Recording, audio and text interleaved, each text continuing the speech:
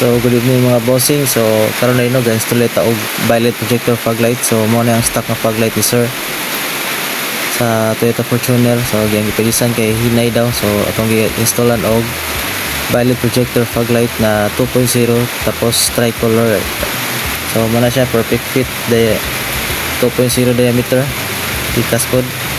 So fit kay siya, so literal na plug and play siya mga bossing. So dira to install sa Toyota Fortuner with high beam na siya mga bossing. So maray na kanila sa tong fog light kay na siya high beam. So dagdag hayal sa dalan. So mo na ang stock na headlight ni bossing. So headlight na siya tapos try itong fog light. So fog light, so white ano siya. So tricolor na din siya mga boss. So golden yellow.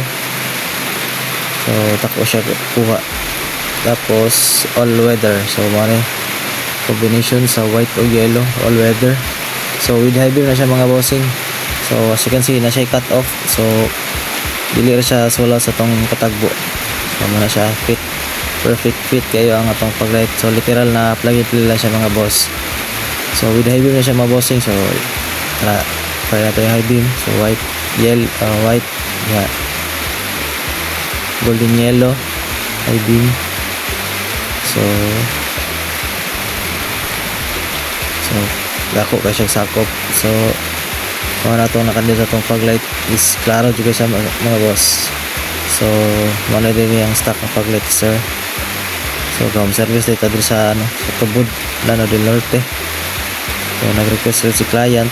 So yung Toyota Fortuner, so patawaran na itong fog light. So pwede ra po mo tao sa itong number mga boss.